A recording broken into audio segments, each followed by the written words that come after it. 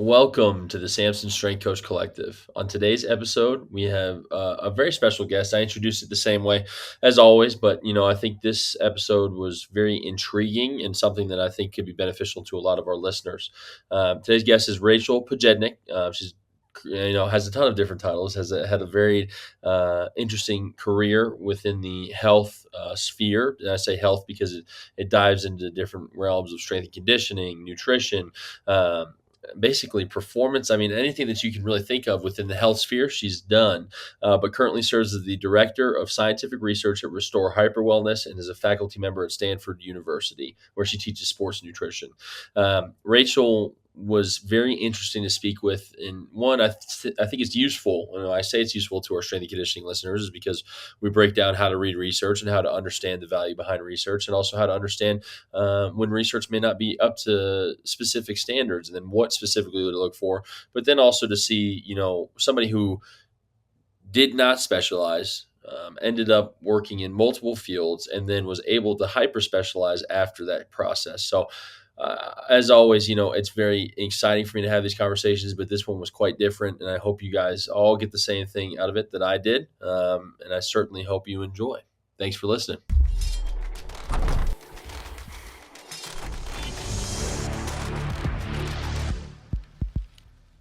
What's going on, Samson Strength Coach Collective listeners? On today's episode, we have a very interesting guest. I'm actually going to let her speak and explain it right before I end up diving into what her career has held and what she currently does. But for the meantime, this is Rachele Pojednic. Thank you so much for coming on. My absolute pleasure. Thank you so much for having me, Connor. Absolutely. Well, again, I'm very excited to dive into this because just from viewing your LinkedIn, it's very extensive, right? We can see a lot of different experience that you've had in the past. And then there's a term that you use to describe it that we'll get into a little bit later. But as right now, I can introduce you as Director of Scientific Research at Restore Hyper Wellness and a faculty member at Stanford University, where you teach sports nutrition. So the already very extensive career path, but I'm excited to dive into a little bit more. Can you just give me a background of your career and then what's led you to your current position? Yeah. So the word that I like to use about my career is I've got range. So I started way back in the day, as I think many of us did, 18, 20 years old, as a personal trainer. I was an exercise physiology major at Northeastern University in Boston. I had been an athlete growing up, and was really interested in how exercise affects the body. I thought I was going to go to medical school. That was kind of where I was gearing up to do. And then I really fell in love with the exercise, the nutrition, the academic side. And so I decided that I would start teaching for a while before I made any big career moves.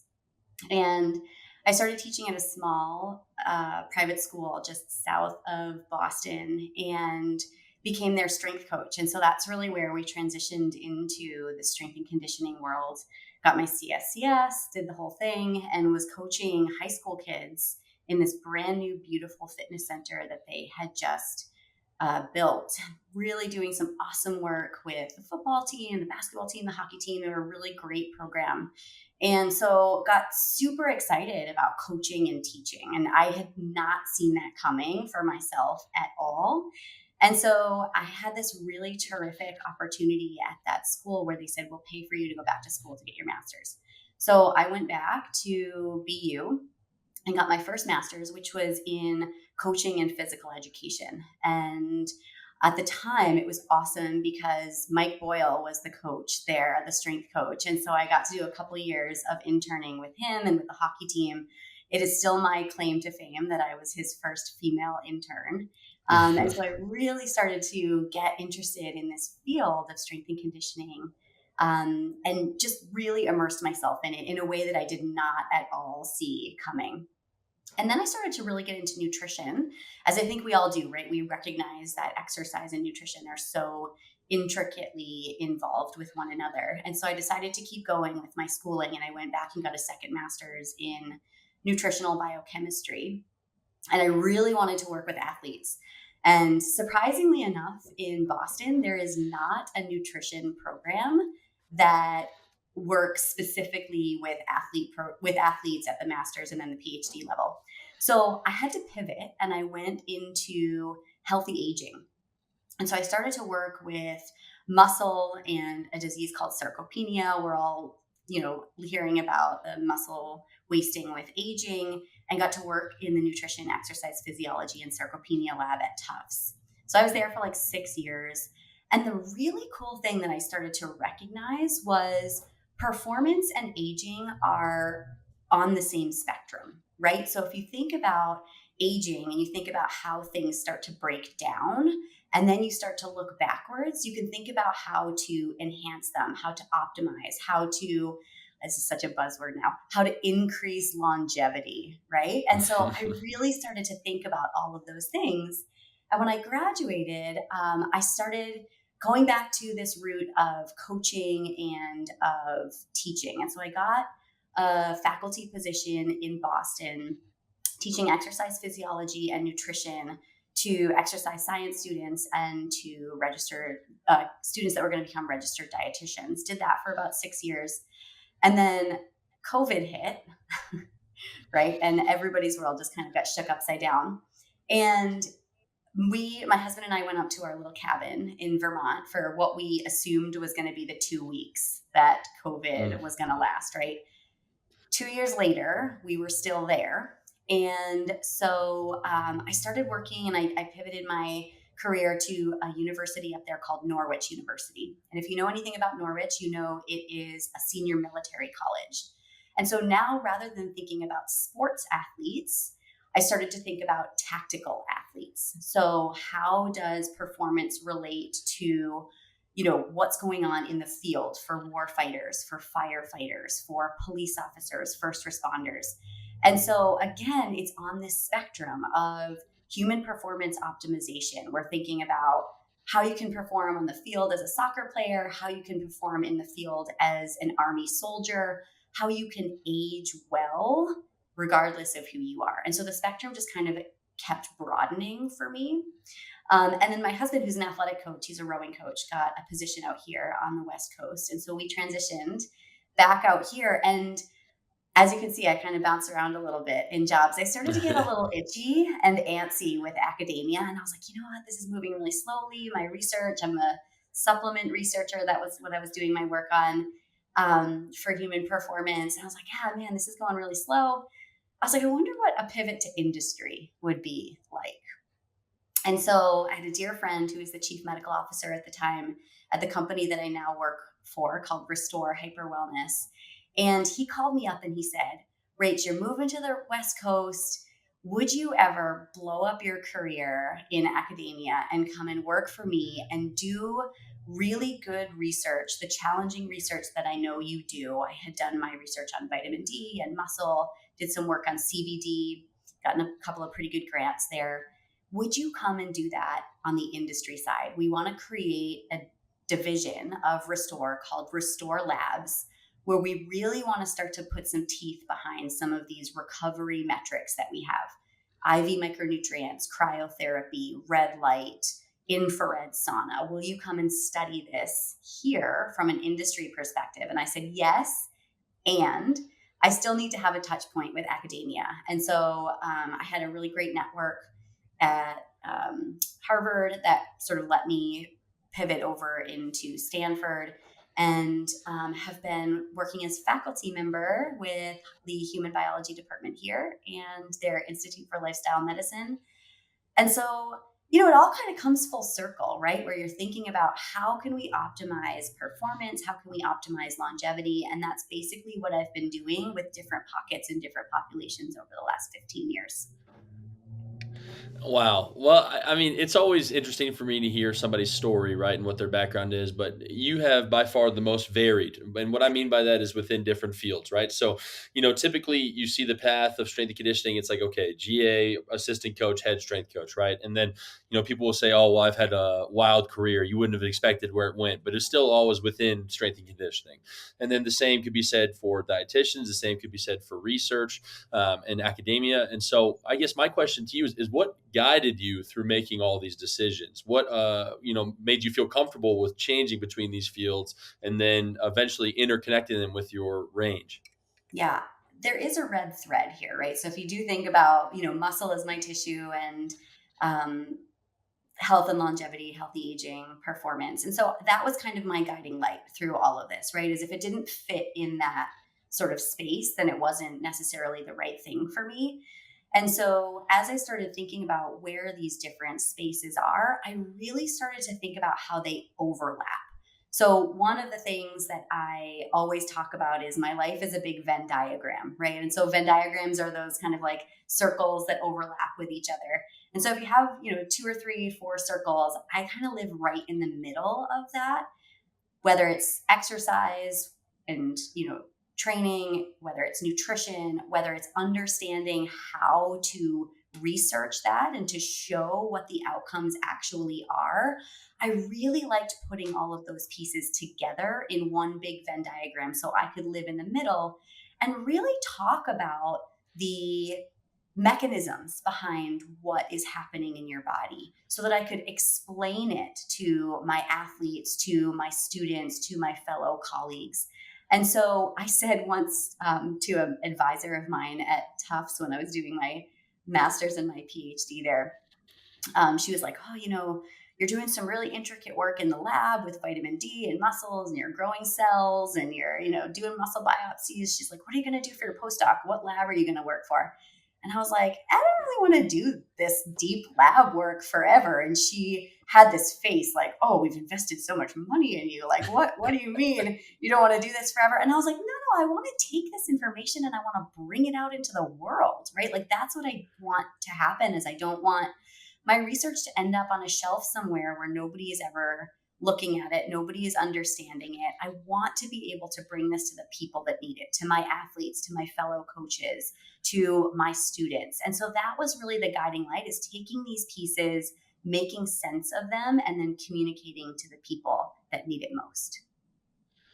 Well, I guess what's so interesting to me is that, in strength and conditioning, you're specifically told to find your niche all the time, right? Like, what is your specific thing that you are good at and you can utilize, right? And to use your term, it did come full circle where you were so general that it now became allowed you to then hyper specialize on the actual human performance and longevity and recovery. It's so interesting to me because it's like something that you just wouldn't be able to see it all fit together until that last moment where you can now apply it directly to what you do with hyper wellness. So I just it excites me because again, it's a non-traditional path that allowed you to do things that ultimately interested you the most and allow you to kind of keep your passion for your career.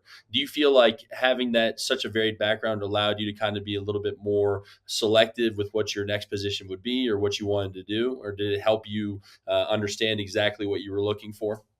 Yeah. So, I said it in the very beginning that I did not see this career path coming for myself. Growing Yeah. up, my entire life, I was like, I'm going to be an MD. I want to be a cardiothoracic surgeon. Like, that's what I want to be. And life had other plans. And so, before I specifically answer your question, I think one of the things that we do to students and to young people often now is say there is a very clear trajectory for you to get from A to B. You need to get on that path and you need to start to think about your niche right away, right?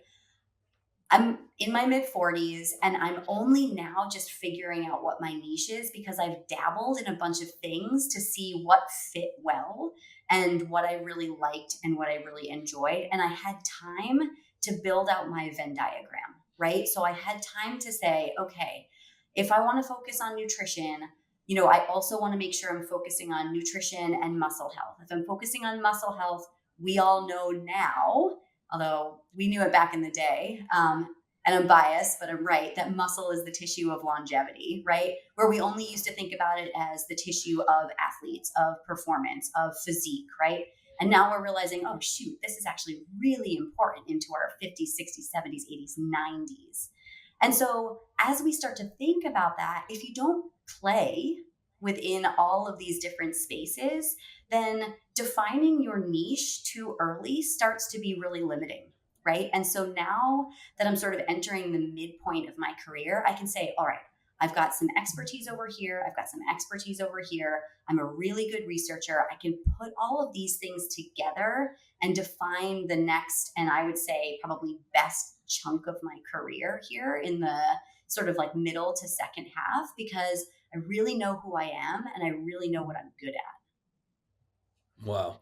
And I really appreciate that, right? Because I'm in that point in my career where I've felt the desire to broaden my horizons a little bit more, right? Because my master's degree is in sports psych, and everybody, would refer to me as the sports psych guy. So I can help you with culture. I can help you with, whatever comes along with the psychological side. And I'm like, that's great and all, right? But I love learning about force plates. And why can't I be the sports science guy just a little bit more, right? And why can't I broaden out into the programming side? And so it's been interesting because I've been on the opposite side of what you just mentioned for a long time of just saying, well, I've got the sports psych thing. I'm going to hang my hat on that. And that's what got me certain positions because the coaches would be excited about this, right? But now it's reached a point where I'm like, well, I don't want to do that for the rest of my career because that's just going to be a little bit boring to me. And I don't think I'm utilizing the rest of my skills that I've learned to the best of my abilities. And so it's rejuvenating for me. And I hope it is for our listeners as well, too, to be able to understand that it doesn't have to be this specific niche. It can be something where you can broaden your horizons, and then it allows you to find something eventually a little bit more specific that you enjoy doing. On the academic side, I think it's interesting because a lot of people like the learning perspective, but far more people who get their master's degree are going to be more on the coaching side or more of the practical application side. What drew you to the academic side and wanting to continue research? Yeah, so it's funny. I kind of accidentally ended up on the leading edge of this right now. So if you look at consumers, you look at athletes, you look at coaches, they want to know what's the evidence behind whatever they're doing, right? So why am I, taking a specific amount of protein? Why am I doing this particular type of periodization, right? They want to understand what the science and the evidence is behind that. And that really got me going in the early days where I was like, I want to understand the why. This goes back to the conversation with my mentor at Tufts. I wanted to zoom in super, super deep, super narrow, and then be able to come back out so I could explain what was going on. Right. And so that's where the academic piece really started to um, become one of my passions is, can you take this? Can you explain it? And now, everybody's going to PubMed and they're looking at abstracts and they're like, oh, this, research study said this and that. And I'm like, yeah, but if you don't understand how to pick apart those studies, you can't just read the abstract and the conclusion and then, slap it on your Instagram post and say, this is evidence based, right? And so I actually have this pretty unique skill set within our profession as well, where I can take a deep dive. You hand me a manuscript and I'm like, hey man, I'm going to pull this apart. I've been reviewing these papers for 15 years to see, how good is this actual study design? How well done are the statistics? Where is this generalizable? Who should be using this to apply to what population? And so it's really provided me a very interesting and translational skill set, translatable skill set. And that's why I think the industry side of the world, the wellness industry, is really intrigued by all of these different pieces that I bring to the table, because I'm a subject matter expert for sure, but I also know how to do this science. And as we look at the clients, as we look at the athletes, as we look at the coaches that are demanding the evidence, they don't just want to be, told that this is going to boost that or this is going to detox that or whatever, right? They want to know, what does the evidence actually say? And so learning how to tease apart the science, I think, is a really important skill for young people as they're coming up through their education, whether it's bachelor's degree or at the graduate level. It is a really valuable skill that's going to be sought after. And I feel pretty lucky that I was kind of just on the leading edge of it within our field. But I would say, to more people, please do figure out how to at least read, if not do good science. And that's something I just really appreciate from my professors during my master's degree. Because I remember, again, it being sports psych, I was like, why do we have two separate statistics classes and understanding exactly what we need to know about research? Like, this is, at the time, I was like, this is the dumbest thing possible, right? Like, I just wanted to learn, what I thought were the main tenets, and then I could go out and be a successful practitioner. But obviously, I know now that's not the case. And you are a walking testament to that as well. I mean, what comes to mind for me, and especially the ethics of it as well, is we look at the Stanford sleep experiment with basketball players, right? I work directly with basketball players, and I would love to be able to turn to them and say, hey, if you increase your sleep to over 8 hours, you have a 9.4% higher 3 point shooting percentage, right? But then when you look at it, it ended up being like 9 members of a basketball team, and so not nearly a large enough sample size. And so I've gotten away from even using that study because I don't want to be unethical and not use what is something that is just a small sample size and apply it and say I guarantee you your 3 point shooting percentage is going to go up. But again, I think what I appreciate about what you're saying is that it also looks at what people do on social media, because how quick and how easy is it for somebody to just post a quick blurb that says, if you do this, then if you do X, then Y will happen, and it's guaranteed to happen. And then when you actually look at the study, it's almost not even close to the case. And even just for me, learning what statistically significant meant was a large turning point in me being able to understand research.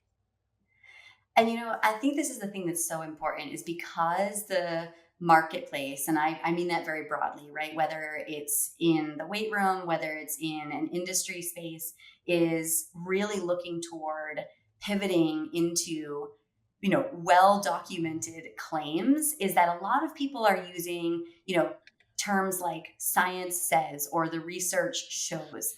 And I appreciate that. I truly do. Let's embrace the science. Let's go and look at the evidence, but let's do it in a way exactly as you are describing, where we actually are looking at the studies and we're picking them apart and saying, this isn't quite as strong as maybe the headlines may have shown. Or the one that drives me really bonkers, especially in the recovery space, is, oh, this study was done in cells or in mice or in rats, right? And so we have to be super careful and really, really, really informed consumers of all of the headlines that we are bringing into our ecosphere, because they're not all applicable and applied. I'll give you a really good example. Um, in the sports nutrition world, a couple of months ago, there was a paper that came out of a lab in Europe. The PI is this guy, Luc Van Loon. He's an incredible, incredible researcher. He looks at muscle and performance. And he did this study, I'm sure that you've heard about of it, where he did took a bunch of people and he gave them 100 grams of protein to figure out if Mm. your muscle can use 100 grams of protein at a time, right? And as it turns out, your muscle can use 100 grams of protein, where the dogma prior to was, space out your protein 20 to 40 grams a couple of times a day, right?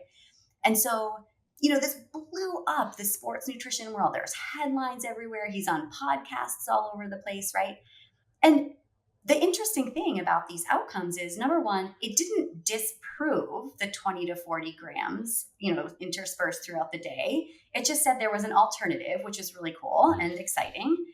And the other really important takeaway is this was done in a handful of young athletic men, right? And so, can this apply to our female athletes? Can it apply to athletes that are slightly older, perhaps people that are competing, in that sort of 25 to 35 age range at the Olympics?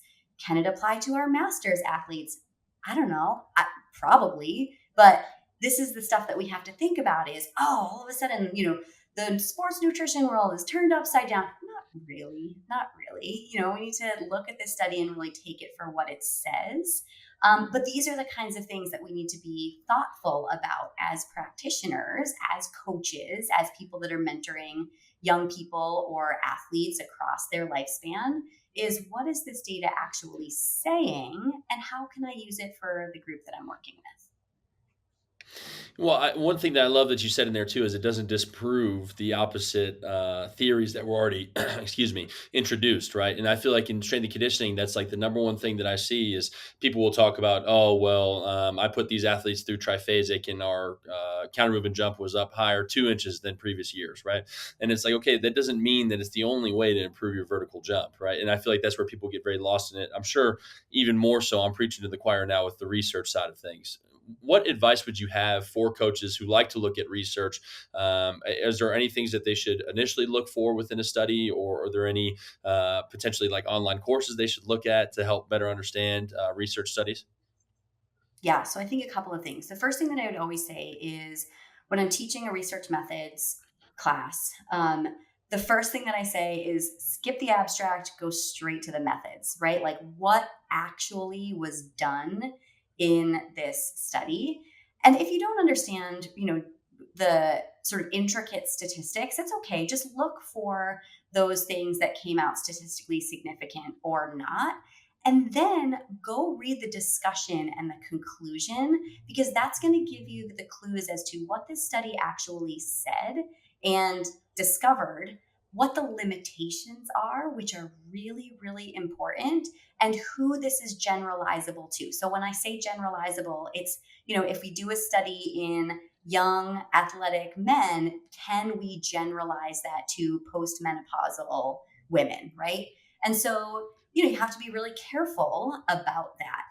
The other thing that I would say about using and investigating and having science be your guiding light is, one study is never going to rock the field and completely upend everything. So, as scientists, we get excited when something like that 100-gram protein study comes out, because we're like, this is adding to the information that we know. It's not completely changing it. So, when you look at the science, what you really want to be looking at is the consensus across several different studies, right? So the best studies that you can go and look at are really things like meta analyses, right? Where they take 15 studies, put them together, and come up with, what are all of these studies together showing us? If you were to ask the academics, there's problems with meta analyses as well. But what you're looking for here is not necessarily the one-off study that makes a good headline and makes a good Instagram post. I know it's, the headline that's, the scientists didn't want you to know, or this changes everything, right? That's not what you want to be looking at. What you want to be looking at is, what is the consensus across many, studies, many years of study. Because one thing that I think that we don't appreciate in the sort of lay population, the lay world, is how long these studies take to do, right? So when you look at a study, let's say you're giving people protein, how long do you have to give them protein before you notice a change in their muscle, right? How hard do they need to be training in addition? I mean, it's bare minimum 12 weeks, right? Bare minimum. And then you have to collect all the data, and then you have to do all the analysis, then you wait 6 months for it to get published. And so this is the thing that I think is very frustrating to people, is how slow the science is behind a lot of these claims. But this is what you're looking for, is understand how to read the studies, understand what the consensus is over a long time, and then be patient, because it takes time to do this work. Do you find yourself, I mean, I guess what goes through your mind is a better question when you see these kind of like buzzword articles or these attention grabbing headlines? What do you think when you see them on social media? It's funny. Um, until people, literally their heads exploded when I took this job at Restore, at the industry job that I have, because I had had a pretty solid reputation as a myth buster in the sort of like first 15 years or so of my career. I'd be the person who's like, you can't use the word boost. What does detox actually mean? And so honestly, it's still kind of, it's like nails on a chalkboard for me to see those words. However, one of the things, as I'm working in industry, that I am coming to recognize and also coming to influence, which I feel really excited about, is working with the business side of wellness, the business side of supplements, these kinds of things, and working with the marketing teams. And I have to say, it has been so fun to work with these marketing teams. They are brilliant at their jobs, right? Absolutely brilliant. It's why we fall for it every single time, right? Like, they're just so good. And so here's the thing, though, that's really fascinating is, I always say this, that scientists suck at Instagram, right? Like, we are terrible at communicating what our work actually says. And so one of the things that I get really excited about now is working with these marketing teams and working with the industry side of the house, is I'm learning how to communicate our science in a better, more easily understood and usable format, right? And so Yes, it does still drive me absolutely bonkers when I see these headlines that are using, terms that honestly don't really mean anything. I use them all the time. Boost, detox, like what does that even mean? But what I am learning, which I think is super important, is as a professional in this space of academia, of coaching, of human performance, how can I get good information to people, almost like a Trojan horse, right? Like I go into the space and I speak the language that people are looking for. So rather than being distracted by the shiny objects and things that spin, now they're paying attention to the stuff that really matters and really works. It's the marketing for good, right? It Marketing allows for you to good. actually I'm stealing that. there you go. Absolutely. But it's so interesting to me because too, when I talk with coaches, I have one of my very good friends just switched to the private sector for coaching, and he was almost in the exact same vein as you, right? He is very literal. He does not like to use buzzwords. He does not like the marketing side of it. And it was funny, even just talking through his prices initially of what he wanted to charge for certain things. It was like, man, strength coaches and specifically people within this field just don't really have an understanding of what goes on the business side, right? Because he was asking, should I charge $25 for a private training session? And I was like, I would not, with your expertise, I would not recommend that, right? Like, it's just so interesting to see what can be revealed when you make this industry switch. Going into, well, as you term it, the industry, what are some other surprises that you've seen versus your past experiences? Yeah. So I think if you come from kind of the user side of the client side of industry, right? So you are a patron, you are looking at these headlines, whatever. It's really easy, I think, to say, oh, they're just trying to like scam me or they're just trying to, make me buy something. And it's true, it's a business, right? Like they are actually trying to make their business successful. But one of the things that I have really changed my mind on, honestly, from moving over to the industry side of the house is that first of all, the people that are running these businesses are exceptional professionals in the business space, kind of to your point, right? Like they know exactly what they're doing. Over the last 2 years, I feel like I've gotten a de facto MBA working at this industry job because the language that people speak is completely different. The way that they organize the, you know, different silos and the different verticals in each of the components of how to run a big and successful business. And, the business that I work for is 260 studios strong in 40 some odd states. It's massive, right? And so, one of the first things that I came to recognize is that what's going on behind the scenes is super, super, super high level business. When we talk about the billions of dollars in the wellness industry, it's not being spent willy-nilly, right? Like there is some really, really strong and exceptional leaders that are on the side of the wellness industry. The other, and I think this is where I have been jaded for a long period of time, is that these are kind of like snake oil salesmen or scam artists that are like, oh, I just want you to buy my widget and it's gonna cure all your ails. What I have found, and this is almost to a person on the industry side of the house, is that they might not be subject matter experts. They might not be exercise physiologists, dietitians, nutritionists, people that have a PhD in this space. But what they are experts of themselves, and they found something that worked really well for them, and they noticed a hole in the market, right? And so it was, at least in the very beginning of every single business person that I've talked to on this side of the house, it was a super, super, super well intentioned fix to a problem that they were trying to create when they created their business. As things start to become big, things become a little bit more unwieldy, right? And claims get made, and it's tough to keep that ethos really true. However, I still think, and again, to a person on the business side of the house, they are trying to solve a problem that they had that wasn't being solved elsewhere. Well, okay, so we've talked about sort of the myth busting aspect, and understanding, okay, how do we market it, but still put out a quality product and help people understand what can actually help them. What is your role at Restore Hyper Wellness, and what does a typical day look like for you? I love that you asked this question because I really wanted to talk about this next. So, what am I doing at Restore? What I'm doing is something totally different. There isn't really a person doing the job that I am doing that I can find anywhere else.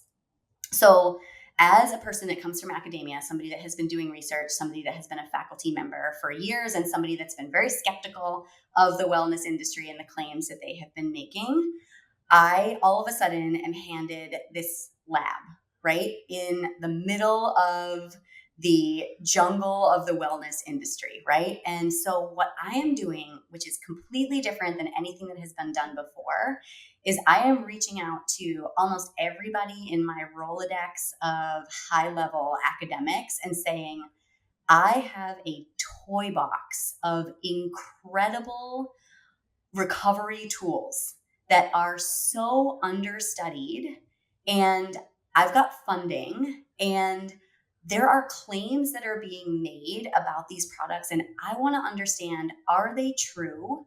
Where are the limitations? Exactly what we were just talking about. Where's the generalizability? Like, who should be using this, who shouldn't?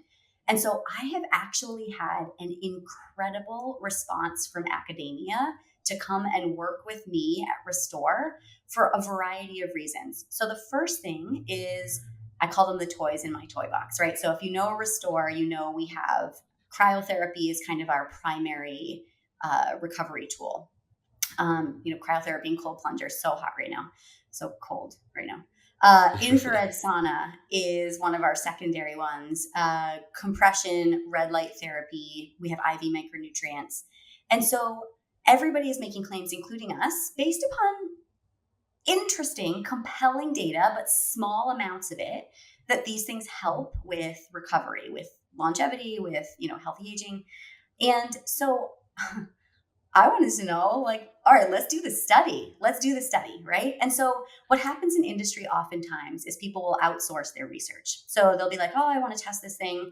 And I will contract with a contract research organization, a lab that kind of just does contract work with people.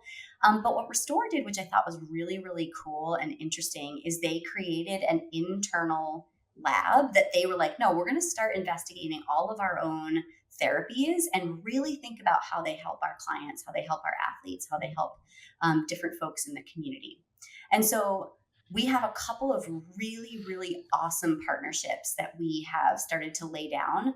We did 2 studies internally. They were called the Health Span Study. So we have 2 publications out of that. The first was looking at all of our therapies in combination. So people used the red light, the HBOT, the compression, all the things, they used them together. And we saw some really compelling things. It was a sort of middle-aged to older population. I would call them recreational athletes. They saw improvements in body composition, improvements in HRV, which was really interesting. And then we did a cryotherapy study off of the same data set in the same group of people. We followed people for 9 months because the question mark is, how often should you be doing cryotherapy? What's the dose? How long should you be in there? Turns out it's about 6 times a month. And you start to see, as according to our data, reductions in chronic inflammation, which is pretty cool. So we're starting to put some teeth behind that, right? And then I have all these academics that are coming to me and saying, I want to use your toys in your toy box. Because if you were to do research, one of the weird logistics things that you might not consider is you have to get your subjects to the place where the toys are. So let's say, for example, it's a cryotherapy machine. You've seen cryotherapy machines? They're huge, Yep. right? Massive. They're enormous. They take a huge amount of build out. They're super expensive, right? We have 260 locations all over the country with cryotherapy machines that are right there. What else do we have? We have nurses in every single location. So we've got medical oversight.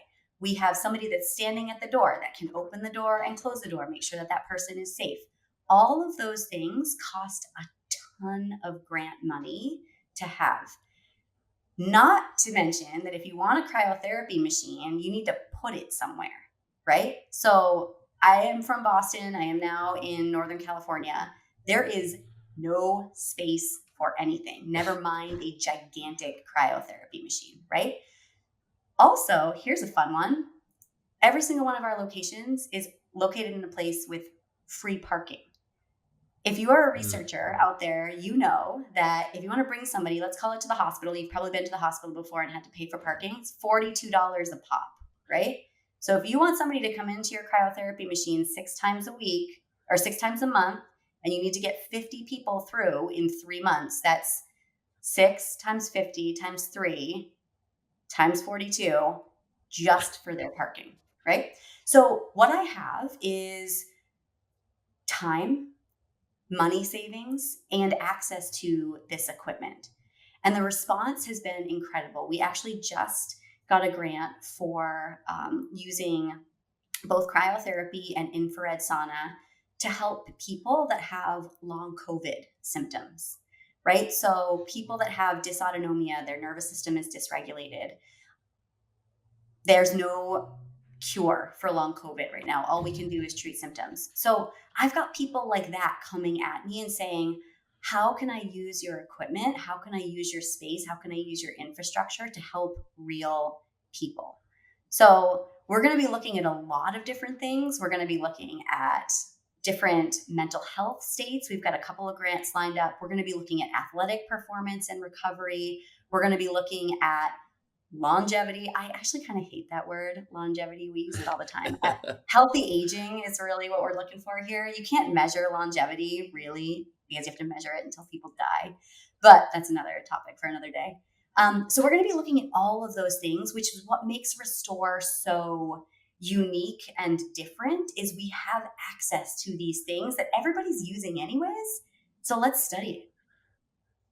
I mean, it just sounds like the research opportunities are endless, Endless, endless. It's so endless. cool.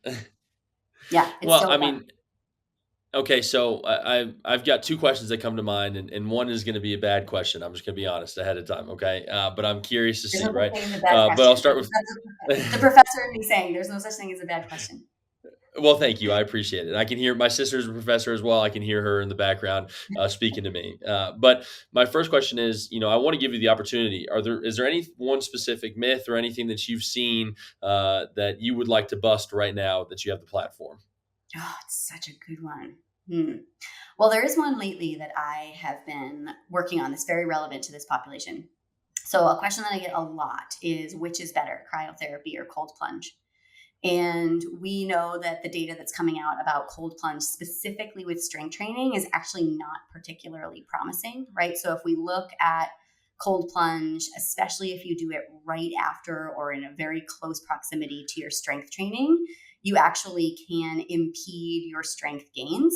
This is pretty logical, right? And I think if you asked any exercise physiologist back in the day, like, should we be putting people in cold water immediately after they do their strength training? You'd be like, no, because we actually don't want to impair that inflammation process because that is the process that's going to regenerate and build more robust muscle tissue, right? So the interesting thing about cryotherapy and cold plunge is they work differently. So cold plunge is just warmer, just slightly warmer than freezing water temperature, right? You sit in it for quite some time, anywhere between 3 minutes, and people are doing it for like, 7, 8, 12 minutes, whatever. What that does is really interesting. It does certainly reduce blood flow to the extremities, and it certainly can help with pain.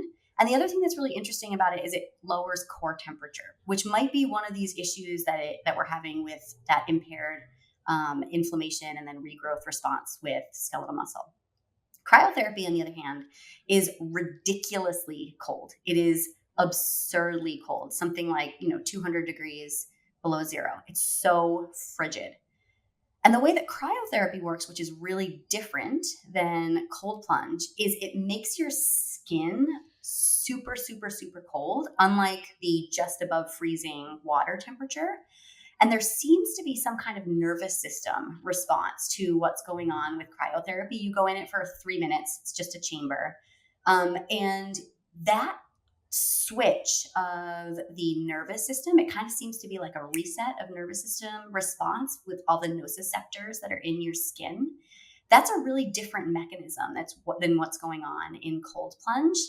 There's very, very little data that compare cryotherapy to cold plunge directly, but where there is, and there was a recent review, I can send it to you for your show notes, that actually showed that power after a cryotherapy was improved, which is different than, as we know, from cold plunge. And it likely has to do with the fact that cryotherapy is having a rejuvenating effect on the sympathetic nervous system without having an immune response, whereas cold plunge likely has that immune response. We're not sure yet. It's very early days, but I wouldn't think about cryotherapy and cold plunge as interchangeable. They're very different mechanisms in your body. It's so interesting too because I think about I'm obviously doing both. Like I think about how I feel after one versus the other, right? Like after cold plunges, I feel about as stiff as humanly possible, right? And then once I go out of cryotherapy, I mean, I'll certainly still feel some effects, but not nearly to the same level as a cold plunge. So it's interesting to hear the research backing it. Okay, so now my bad question, and the reason I say it's bad is because we talked about not saying one specific thing is better than the other, and looking at it from more of a general perspective, but let me put it this way: is there anything that has surprised you, or any specific modality that's really interested you, or shown you very interesting results? Yeah. So this is a great question, not a bad question at all. So up Thank you. until this up until this point, my research has been mostly on supplementation. So I did my early career work was in vitamin D. I dabbled in CBD, which I think it was CBD is really really hard to study. It's very fascinating because you can get it at every gas station, right? Like you can buy CBD everywhere, but because it's not a federally regulated substance, you can't get federal grants to study it. And there's a lot of red tape around whether or not you can give it to people. So I got really frustrated with this is kind of where my love affair with academia started to kind of like fall apart. I just want to study the stuff I want to study, right? And so, one of the things that I think people should also know about a lot of these therapies, particularly the ones that we have at Restore, whether it's IV micronutrients or it's some of these other, therapies like HBOT, for example, right? They're really challenging to study because there's a lot of regulation around how you can give these therapies during a research study that's really different than being able to get them commercially. So there's one thing I think that people should really understand there. However, as we start to look into some of these modalities, I'm particularly interested in these IV micronutrients and these injectables just because it's kind of right in my bailiwick. We did a study recently, and I'm working on the manuscript right now to look at NAD and NAD injections. And then there's a new product on the market that is NR, which was only available as an oral supplement up until very recently. And so that's a line of research that I'm super interested in is, what happens when you inject a micronutrient as opposed to eat it and take it orally. And so it's still super early days. And actually, if you do a PubMed search on any of these injectables, you'll find almost nothing in the general population. The majority of the study is done in folks in the ICU, in the hospital, people with cancer. So we don't really know how these therapies are actually affecting people with this mode of administration, right? So we like to say, oh, you get, a major dose right to the veins and like, isn't that good for you? And it's like, I don't know if that's true. It's safe, which is exciting. I'm glad to know that it's safe. And I work very closely with my general counsel to make sure that we are not having any adverse events. But this is the line of research that I just think is really, really fascinating because it speaks to my nutrition background. So more to come on that. NAD and NR are front of mind for me right now as to can they improve energy metabolism? Can they improve, healthy aging, these kinds of things? The oral data is quite compelling for NR specifically. We have almost no data on NAD. So curious to see where that goes. And then the other piece that I think is really fascinating are the light therapies. So red light therapy specifically. When I first started working at Restore, I was like, This was not in my wheelhouse at all, right? I was like, light therapies. I know if I wake up in the morning, I'm supposed to get some sunshine in my eyes, and I probably shouldn't look at screens before I go to bed, right? And red light was really compelling to me because people are like, oh, it's so good for you. It does amazing things. And then you see all these devices now that are starting to come out, right? You've got those like, the like Freddy Krueger mask with the red light that everybody's going to bed with. And, you've got all these, devices that you strap all over your body for recovery. And this actually goes back to this conversation of working with academics. So I started to reach out to people that are doing photobiomodulation. That's the technical term for these light therapies. And there's a group at MGH at Harvard that is doing incredible research. They believe very strongly that red light is particularly beneficial, not only for general recovery, but also for brain health. And so we've been working with them a lot on red light therapy and how we can use that to help with particular mental health disorders, dementia, these diseases of aging. And this is actually really compelling to me for a couple of reasons. I told you that I spent some time working with tactical athletes. This is still a population that we are working with, that we're studying, we're investigating. I've got a grant potentially going through with some firefighters. This is really interesting for, job related trauma, for if you think about somebody that is constantly running into burning buildings, if you think about war fighters that come back with PTSD. And so this is something that I'm actually quite intrigued by. It's not my area of expertise, which is why I get really excited about partnering with colleagues that are doing this kind of work. But I would say this is a space to keep an eye on. Wow, I guess what's cool too is we look at your background, right, and especially working at Norwich, and then understanding more of the tactical side. I feel like you're able to make these links to other, positions that you've held or other fields that you've been involved within. I think that's really cool. Yeah, it's super fun. I'll tell you another really quick story about cryotherapy. So when I was at Yeah, Norwich, the practice that I'm really quite good friends with the wrestling coach and with the strength coach. You might have actually had Scott Caulfield on, and if you haven't, yep, you should definitely yeah. get him on. So with the wrestling coach and the strength coach, and there's a river that runs right behind Norwich. It's called the Dog River, and it's like January in um, Vermont, and they're all running into the cold plunge after they have their wrestling practice or after their strength training or whatever. You got like the whole army department, they're like dunking into the cold plunge. It's January. So I put this grant in and this ethics approval, it's called an IRB, to study cold plunge and cryotherapy. Now, everybody's doing it on campus, right? Like they're all doing it already.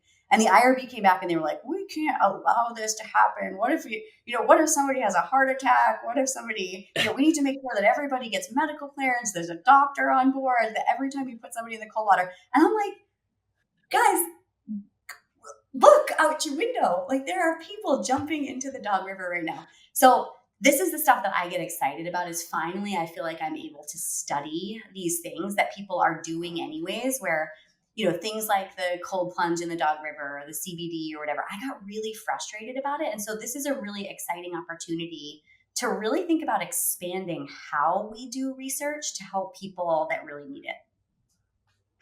Wow. I mean, it's truly just exceptional, and I appreciate you doing that, right? And I'm sure the rest of the strength coaches here do as well, and those who are listening. Just because, again, it's interesting to have the anecdotal evidence, but then to have the actual empirical evidence behind it will be much more beneficial for everybody. So I appreciate it, and I'll say that on the behalf of all the other strength coaches who listen as well. For anybody who does want to reach out to you or wants to follow you on social media or understand a little bit more of your work, what would be the best way to do that? Yep. So I'm at Rachel Pojednic on most social media. So I try really hard not to suck at Instagram. I share a lot of science communication over there, and Threads is probably my other space that I'm most active on. You can also find me on LinkedIn, so Rachel Pojednic. And I sort of make the circuit around for the conferences. So I'm at NSCA often. I was at the tactical conference. I'm at ACSM every year. So definitely please feel free to reach out and to find me. I also have a little education company too, for coaches and for personal trainers and for anybody else that's in the space, specifically on nutrition content. So you can find that at strongprocess.com. And that is just, based upon my work that I do as a faculty member, just bringing that information to the coaches and the practitioners that need it.